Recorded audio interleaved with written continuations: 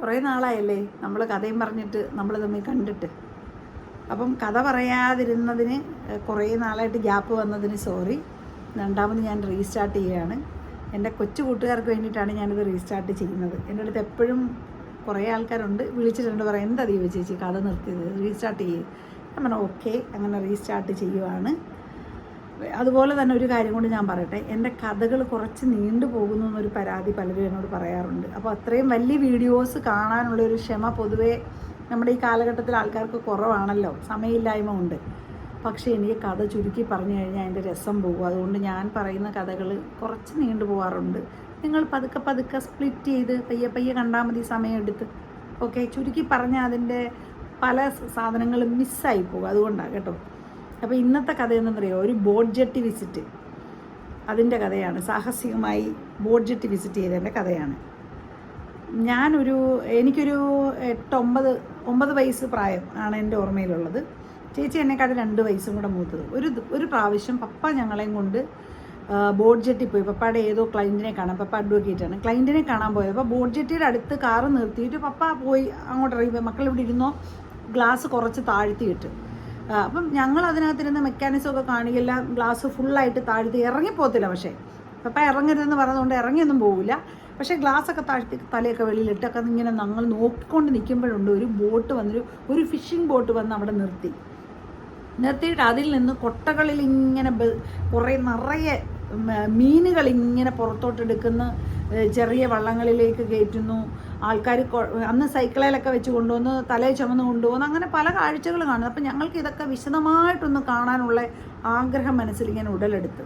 അപ്പോൾ എൻ്റെ ചേച്ചി എന്നെ ഇങ്ങനെ തോണ്ടിയിട്ട് പറഞ്ഞു, നീ വിഷമിക്കേണ്ട, നമുക്ക് വരാം, വിശദമായിട്ട് കാണാൻ വരാം. ഞാനോർത്ത് എങ്ങനെ അതൊക്കെ വരാം, നീ സമാധാനം. അപ്പോഴത്തേക്ക് പപ്പ വന്ന് തിരിച്ച് വീട്ടിൽ പോയി. പക്ഷെ ഞങ്ങളുടെ ഉള്ളിൽ ഈ ഒരു ബോട്ട് ജെട്ടി വിസിറ്റ് ചെയ്യണം എന്നുള്ള ആ ഒരു ആഗ്രഹം ഇങ്ങനെ കിടക്കുക. പപ്പ അടുത്ത് പറഞ്ഞു കഴിഞ്ഞാൽ ബോട്ട് ജെട്ടി കാണാൻ വേണ്ടിയിട്ട് നമ്മളെ കൊണ്ടുപോകില്ലല്ലോ. അപ്പം ഞങ്ങളിങ്ങനെ ഇരിക്കുക. അപ്പം ഒരു ദിവസം എൻ്റെ ചേച്ചി എന്നെ വിളിച്ചിട്ട് പറഞ്ഞു, നമ്മളെ പാല് വാങ്ങിക്കാൻ വിടുമല്ലോ ചിലപ്പോഴൊക്കെ, അപ്പം ഇനി പാല് വാങ്ങിച്ചുകൊണ്ട് വരാൻ എന്നോട് പറയുന്ന ദിവസം നീയും കൂടെ വരുന്ന രീതിയിൽ ഞാൻ മമ്മിയുടെ അടുത്ത് പറഞ്ഞ് അഡ്ജസ്റ്റ് ചെയ്ത് വരാം. അന്ന് നമുക്ക് ഓടിപ്പോയി ബോട്ട് ജെട്ടി കണ്ടിട്ട് വരാം എന്ന് പറഞ്ഞു. അപ്പോൾ ഈ ബോട്ട് ജെട്ടി ഞങ്ങൾ ചെല്ലുന്ന സമയത്ത് ഫിഷിംഗ് ബോട്ട് വരുമോ, ഇങ്ങനത്തെ കാഴ്ചകൾ, ഇതൊന്നും ഞങ്ങൾക്ക് ഉറപ്പില്ല. എങ്കിലും ഞങ്ങളിങ്ങനെ അങ്ങ് പ്ലാൻ ചെയ്ത് അതിങ്ങനെ കാത്തിരിക്കുക. ഒരു ദിവസം മമ്മി ഇതുപോലെ സൺഡേ ആയിരിക്കണം, അല്ലാത്ത ദിവസം നമ്മൾ സ്കൂളിൽ പോകുമല്ലോ, മൊന്ത തന്ന് ഞങ്ങളെ പാല് വാങ്ങിക്കാൻ വിട്ടു. അപ്പോൾ ഈ പാല് വാങ്ങിക്കാൻ പോകുന്ന വീട് കുറച്ച് ദൂരത്തിലാണ്, ഈ ബോട്ട് ജെട്ടിയുടെ അടുത്താണ് താനും. അവിടുന്ന് കുറച്ച് ദൂരം ഉണ്ട്, എന്നാലും അവിടെ നിന്നുകൊണ്ട് ഈ ബോട്ട് ജെട്ടി കാണാൻ പറ്റും. ഞങ്ങൾ എന്തോടുന്നറിയോ, അന്ന് പറഞ്ഞ് മമ്മി അവളെയും കൂടെ എൻ്റെ കൂട്ടത്തിൽ വീടെന്നും പറഞ്ഞൊരു വാശി. 2 പേരുടെ പോയിട്ട് വാ. ഞങ്ങൾ 2 പേരുടെ കയ്യെ പിടിച്ച് ആടിപ്പാടി പതുക്കെ പോയി പാല് വാങ്ങിച്ചിട്ട് വരുന്നതിന് ഒരു മിനിമം ടൈം സെറ്റിങ്സ് ഉണ്ട്.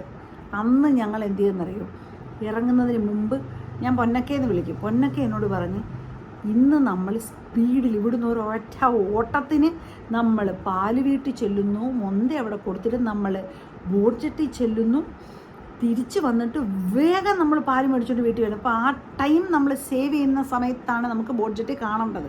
ഓക്കെ, എല്ലാം സെറ്റ് ചെയ്യുന്നു. ഞങ്ങൾ മരണപ്പാച്ചിൽ പാഞ്ഞ് ആ മതിലിൻ്റെ മുകളിൽ കൂടെ മൊന്ത പ്ലെയിൻ അപ്പുറത്തോട്ട് എറിഞ്ഞു.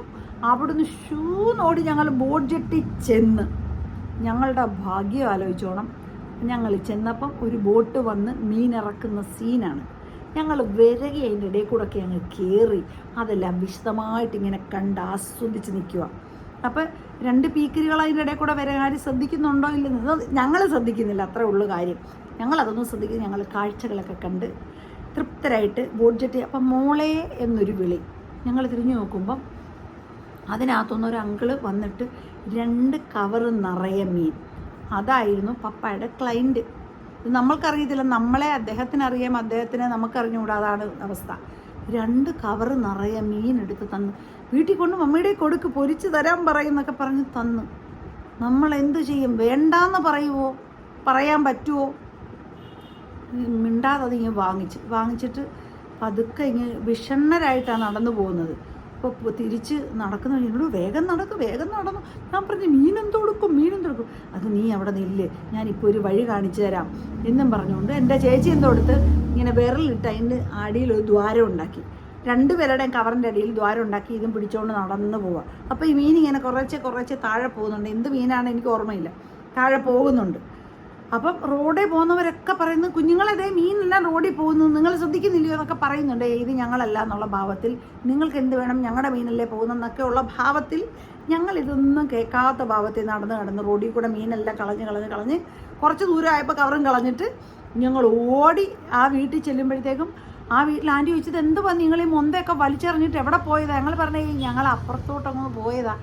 ഞാൻ മൊന്തയൊക്കെ കഴുകി പാലെടുത്ത് വെച്ചിട്ടുണ്ടെന്ന് പറഞ്ഞുകൊണ്ട് പാല് എടുത്തുകൊണ്ട് സ്പീഡിൽ നടന്ന്, പാല് തുളുമ്പിപ്പോൾ ഓടാൻ പറ്റുമോ?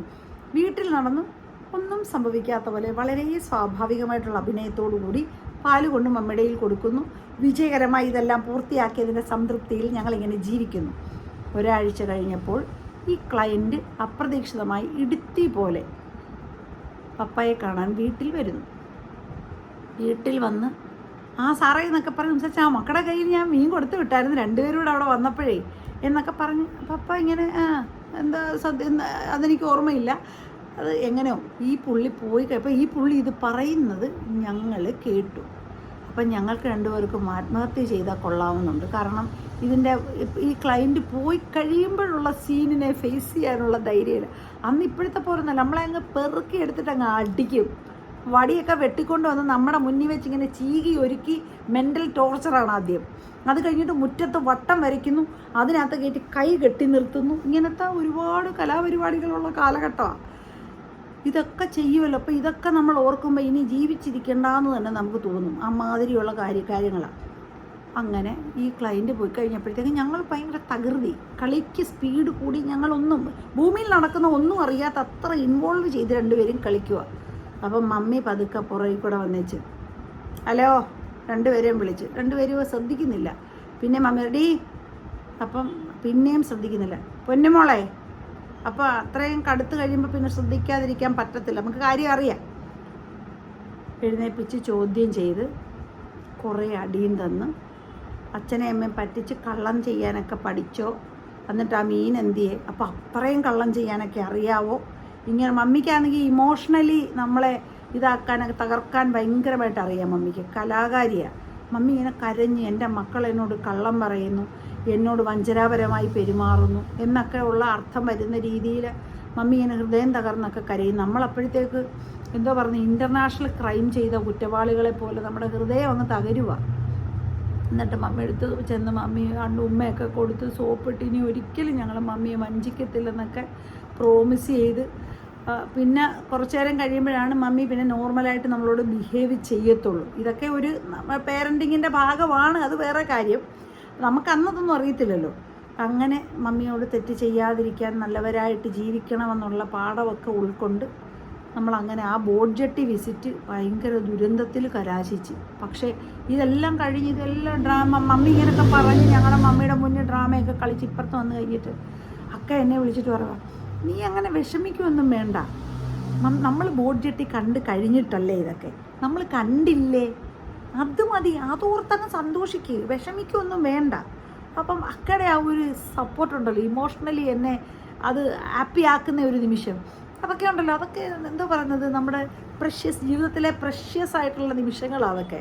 അന്നത്തെ ആ സഹോദര സ്നേഹവും പിള്ളേർ കൂടി, ഇപ്പോഴത്തെ പിള്ളേർക്ക് അത്രയും ഒരു അറ്റാച്ച്മെൻ്റ് ഉണ്ടോയെന്നൊക്കെ ഞാൻ ഇടയ്ക്കിടയ്ക്ക് ഇങ്ങനെ ചിന്തിക്കാറുണ്ട്.